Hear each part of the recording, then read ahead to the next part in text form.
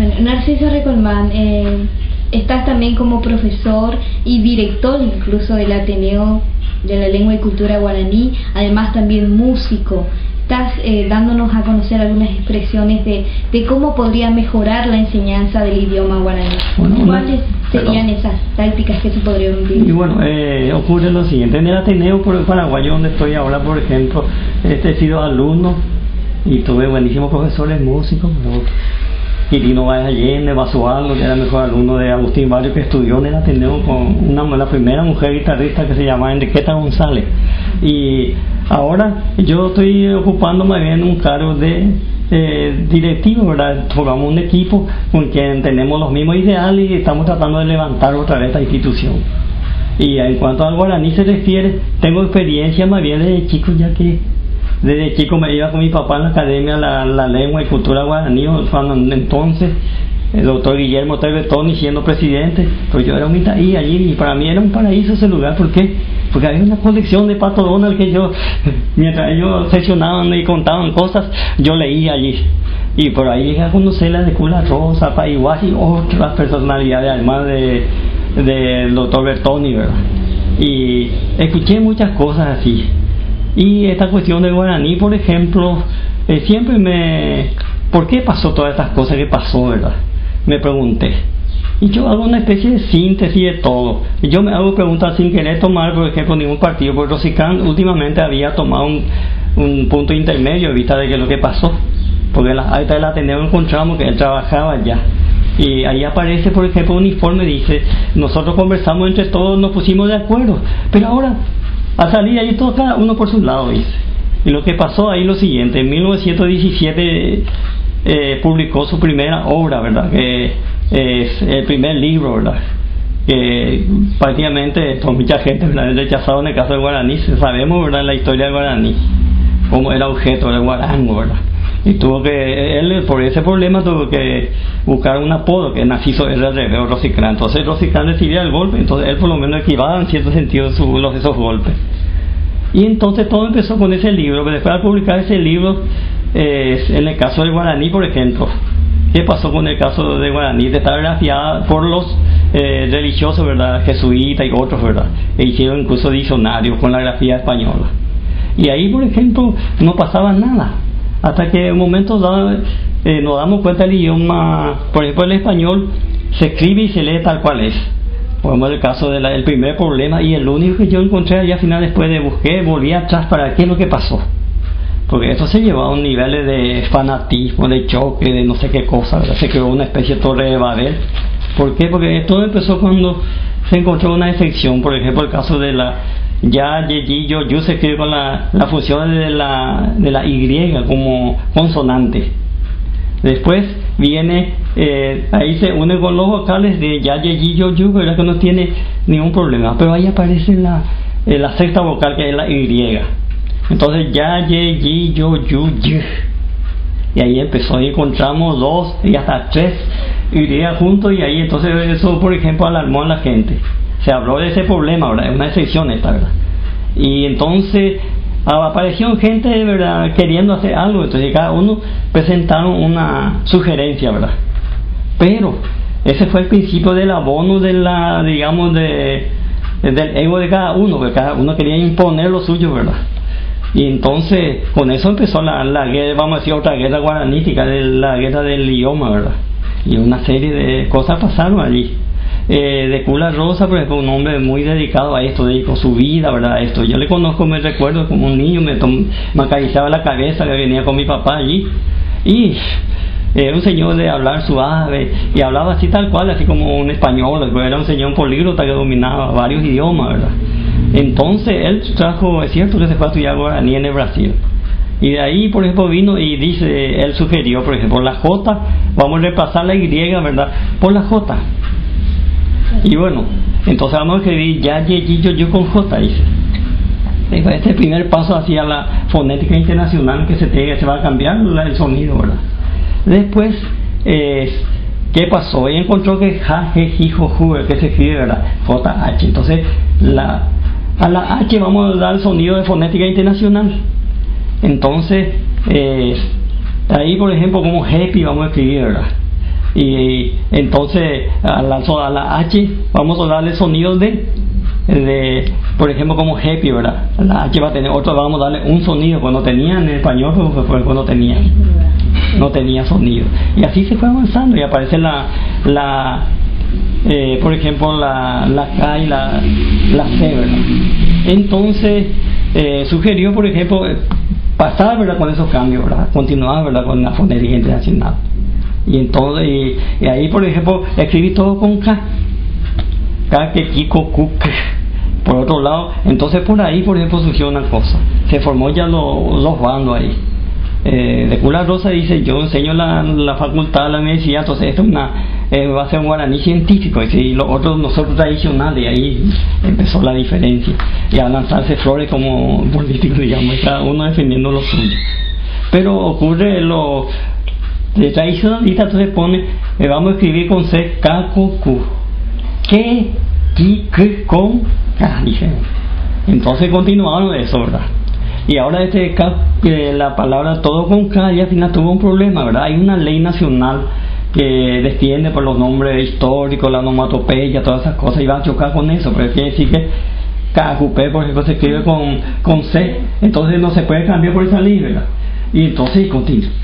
Y eso fue interminable, incluso en 1974 el ministro de aquella época tuvo que llamar a un congreso, ¿verdad?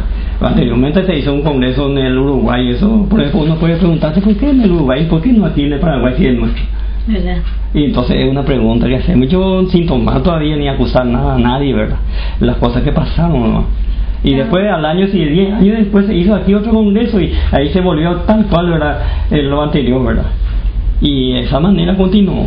Exactamente, y ahora todas estas cuestiones que usted va indagando, está realizando una investigación a base entonces de la lengua tradicional, sería de conservar el idioma tradicional con otra imposición de una lengua científica, como usted lo identificaba.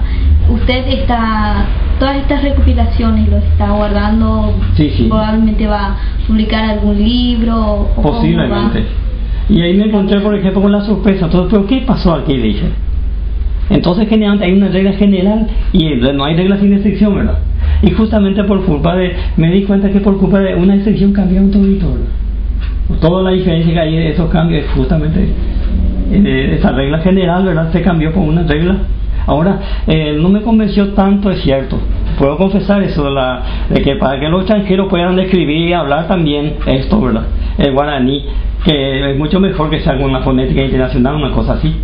Pero eso, por ejemplo, yo no sé qué país, por ejemplo, hace eso con su idioma. No facilita nada a nadie, ¿verdad?, su idioma. ¿Cuánto tiempo ya lleva realizando esta investigación? Bueno, he pensado casi toda la vida prácticamente, y últimamente me di cuenta de dónde estaba el error. Bueno, lo que me parece un error, pero ahora para cambiar, casi imagínense, cantidad de obras escritas, libros, diccionarios, están escritos, ¿verdad? Sí, ¿verdad? Y eso tendría que volverse como al principio, imagínense. Sí, y eso es cuestión de pensar, buscando solamente el origen, ¿verdad?, del mal. Entonces ahora yo encuentro lo que podía haber sido en aquella época. ¿Por qué? Dije yo. Yo trabajé de 20 y tantos años de imprenta, y ahí las letras, pero se dijo porque no hay tipografía, no hay signo para representar, se decía que era por eso. Pero sí, bueno, y después pasó todo lo que pasó. Ahora yo digo, Kawuyi, por ejemplo, se escribe, ahí aparece 3 Y. Entonces yo sencillamente le pongo Kawuyi, le pongo un guión, o le pongo la coma ahí arriba, ¿verdad? Ajá. Y después Y. El huevo de Colón podría haber sido eso. Creo que ahora él tiene algo simpático que decirnos para salir por esta parte tan científica. Creo que tenés algo simpático aquí en Guaraní, para hablar sobre el Banco Central, sobre Guaraní, fantástico, ¿no? Y bueno, espera, ella le va a contar. Conmigo veíamos bueno el PTI casi entonces no venimos por ustedes, pero oye, han de moda pero el coalle pejina de Jacobe allá niyo ko ang hina pe cuestión mo je política ha estamba sin mire mama de otro lado pa oye niyo ko anga por ejemplo la veñan yo pude ver hina la política fuera ni puno correcto pero joven te tengo pues soy corrupto Haupé yo soy corruptor pero ellos se baite hoy nada. Pero vos habías tocado algo del guaraní, que los chicos se aplazan y los otros no. Y bueno, y Haupé se lo pide ya yo con anja con algo de Ipucanacha, ¿verdad? La tua afuera, oye, hemos ya aplazado ya el examen, pues ya aplazar la guaraní de plata, ver la economía viene por el suelo. En cambio, también la acuerdo ya aplazar la guaraní idioma, porque esa enseñanza es lo que. Y ahora yo lo que sugiero esa parte que me había preguntado el referente, ¿qué se tiene que hacer? No se tiene que tener miedo y poner como en todos los idiomas la cuestión de esa parte del vocabulario. El latín tiene, el inglés tiene, el guaraní, ¿por qué no tiene vocabulario? ¿Por qué este sistema de tratar de conversar así en clase como se hace en inglés y otro idioma? Y desde chico yo tengo entendido, por ejemplo, tienen que preguntarle, Maestra Banderera, Sheha Emojara. Entonces le habla en guaraní y dicen entre dos, por ejemplo, a los chicos le empiezan a enseñar a hablar y a pronunciar. Así los chicos vienen a ser una especie de una grabadora potencia, ¿verdad? Y van a ver que pronto van a aprender, pero con este sistema me parece o yo tomo eso como base, no es una opinión mía. Yo le pregunto a los jóvenes, como le pregunté si le parece que con este sistema se va a poder hablar y entender el guaraní y también escribir y entender, ¿verdad? Porque ocurre, pero para mí que se tiene que dar a trabajar más eso. Y no decirle vaya y haga eso, se van a pedir el socorro a alguien, a los padres, no saben y pagan. Y es nuestra debilidad, el punto de talón de Aquiles es la parte económica, ¿verdad? Sería cuestión también de que los profesores puedan crear un poco más de dinamismo al enseñar. Ahora otro punto importante, sí. ¿Qué opinas en relación a las nuevas palabras que se van creando en el idioma guaraní? Bueno, y eso sí que me parece que es un poquitito raro. Porque en ningún idioma yo escuché, totalmente anónimos son los que crearon. Pues hay una ley de la biología que dice la necesidad forma no dice la necesidad de la formación de una palabra de comunicación hizo que la naturaleza nos da, ¿verdad?, cuerdas vocales para hablar, ¿verdad? Y entre ellos las palabras también y nuestro entendimiento para comprender lo que se dice, ¿verdad? Y todo eso, y me parece nomás que medio raro eso es. Y me parece, y otras cosas. Perdón, si no me puedo hacer indígena tiempo, recuerda que ya con la televisión, ya era tan gamble. Y todo eso pues trae peanio huerula esa creación pues, de los sí, y por ahí yo encuentro así en castellano, yo digo eso porque no estamos acostumbrados a buscar las palabras y conversar, ¿verdad? Lastimosamente ahora, antes sí, sobre todos los temas podíamos conversar. Ocurre que el hombre, por ejemplo, es soberbio por naturaleza, ¿verdad? Los chucasejas, él ando o explicaban y tratar de pechar un pie, entonces es un problema que tiene que solucionar hoy cuajacho solucionar, pero bueno, ya voy tu chate. Pues justamente es anónimo el creador de todas las palabras. La necesidad misma fue el principio de la creación, ¿verdad?, de las palabras para comunicarse. Bueno, Narciso, cerrame como una primera entrevista. Se me acaba la cinta. Bueno, esta es la primera entrevista que tenemos con Narciso Recolmán, hijo, como ya bien lo habíamos identificado. Esta es la tercera. ¿Tercera entrevista? Ah, ok, sorry. Sí. Bueno, esta es la tercera entrevista ya que tenemos con Narciso Recolmán, hijo. Nos explicaba cómo va avanzando la investigación que va realizando en torno a esta hermosa lengua guaraní. Y bueno, posteriormente lo vamos a volver a tener también para ver el resultado final de toda esta gran investigación que va realizando. Bueno, el objeto de esto no es justamente, como quien dice, revivir, por ejemplo, vamos a suponer rivalidades o una cosa así, porque Rosicán, su punto, él tomó un punto intermedio. El día que guaraní, por ejemplo, que su obra que se escriban tal cual como está el amor por el idioma, por el paraguayo, ¿verdad? Por encima de todas las cosas de ego, una cosa así, se tiene que amar el guaraní y tratar sinceramente de darle, por ejemplo, un lugar y el guaraní informa, ¿verdad?, para tratar de difundir y para que siga viviendo, pues ya tenemos el privilegio que Dios nos da, ¿verdad?, 2 idiomas prácticamente, y esos son pocos, ¿verdad?, ese privilegio de pocos. Un segundito, ¿algún poema cortito de tu papá que recuerdes?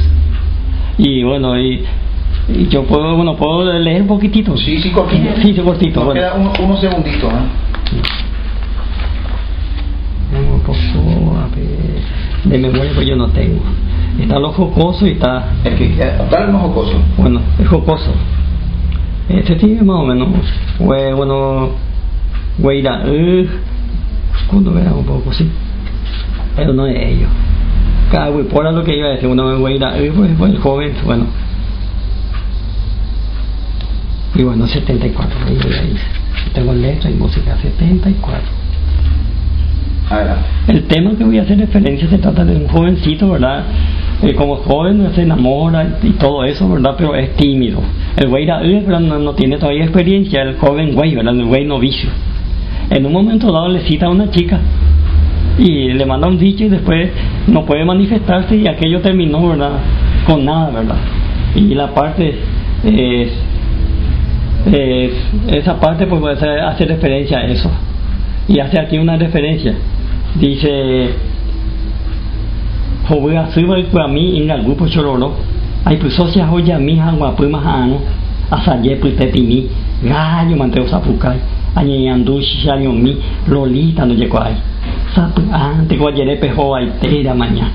Che pues algo perere a quiero a pues tamba. Ayuda a checar ahí. Va ni por ahí pota. Che que tenemos ahí guapo yo colocar. Kira cara pe guasu guapa su sumari umiji vai po guasu pe tuman chavei hawesa y humera hape hobao kai dei tipoi potipona y tipoi potipona claver monotimo ahí chamo tinte che ahí viene ella ahí le dice mita puña salore rumbe te oesha puti atende tare angai pa ko ya esa ella Ana Luis la ese mío ere ayute sa pues a mí ni catoi ko se are chamo tinte che yuruja ayawe che tindumi ahu pipe inga piru hai pujamo pe mimi na pe anante picore le botara e ayu ai chao nereko ai no ami cherai hu sap ante moche su ayu che andura tano hega tu ko hata haje bumba amoche kungu pe mi neima te haishe ohu pi mai kan muchi no mai vei chere Cheburo y tenemos esa un boñe bollere voy